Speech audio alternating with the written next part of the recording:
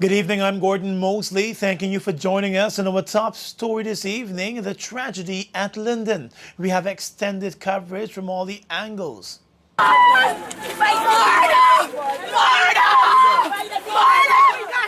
There's a heaviness and great sorrow hanging over the Linden community this evening, following the tragedy that broke out last evening when the police opened fire on protesters at the Mackenzie-Wismer Bridge with tear gas, pellets, and live rounds.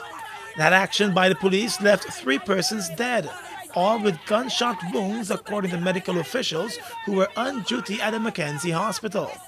Over 12 other persons were injured. It was pandemonium at the hospital and through the streets of the town as the residents said the police action was uncalled for. Oh, God, my blood! Oh, God! Oh, Jesus Christ! Oh! The dead men were identified as Ivan Lewis, Ron Somerset, and Shemroy Bouet. One of the men had a number of gunshot wounds to his back. Eyewitnesses said when the police opened fire, many persons were running away from the scene, and still the police kept on shooting at them. At the home of the 44-year-old Ivan Lewis, who was gunned down, his 79-year-old mother could barely be contained. She said her son was her everything, and now she does not know whether she will be able to survive. Oh, God, I'm dead! No, you're not dead. No, I'm dead! I'm the son. I can't take this. The son. Oh, I can live. Oh, I can live. Oh, I can live. I can't live without my son. I can't live without you. I can't live. I can't live without my son. That damaged my son, my brother. For our justice. We need justice. Oh, God. Oh. Oh, God. I can't live without justice. We need justice. We gotta get justice. The police are killing. The dead man's sister, overcome with grief, said her brother was out in support of the protesters and should not have been shot down by the police. She said her family is a poor one and they need justice.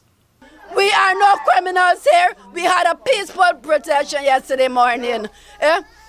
But they just come with the intent that they must kill. And I think it is wrong. My mother is grieving. She's a pensioner.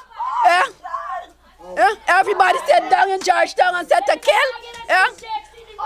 This is bloody nonsense. It's nonsense. I don't care. When I finish speaking, I don't care. I have to give feelings to myself. It's my brother. It's my brother. His name is Alan Lewis. This is wrong. At the Mackenzie Hospital today, several persons remained hospitalized with gunshot wounds to their bodies.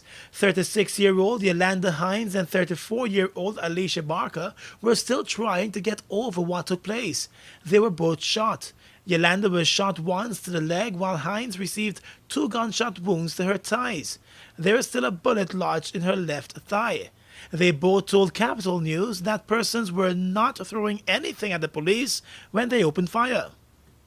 Well, I work at the hospital here. Me and a colleague, we were coming back where we keep checking the hospital because a lady fell along on the bridge. So we keep checking, right, if anything for come and assist. So we were coming after the meeting, coming back not even 5 minutes. And then tear gas start and shot start. People just start dropping down and stuff. And a guy run across to go little off the bridge and he died, right? And I get shot and other people, plenty people. Did you see where he was shot? Eh? Did you see what part he was in? The guy no, because people keep running and I had to go back over. Were persons throwing missiles at the police? No. Everybody after the meeting, people were still on the bridge and drum were beating and stuff. Did the police give any warning? No, just tear gas and shots start coming behind it. So they had 2 little kids that does not belong to me. I said, this is no place for a struggle for kids. Let's come off the bridge. And on the way taking them back, by the time I reached the wooden section of the bridge, I hear a gunshot fire and I looked down at my legs. They were both in blood. So you suffered 2 gunshots? Yeah, 2 gunshot wounds. One which enter and exit and the other one enter and lodge. Did you hear any warning at all from the police? No.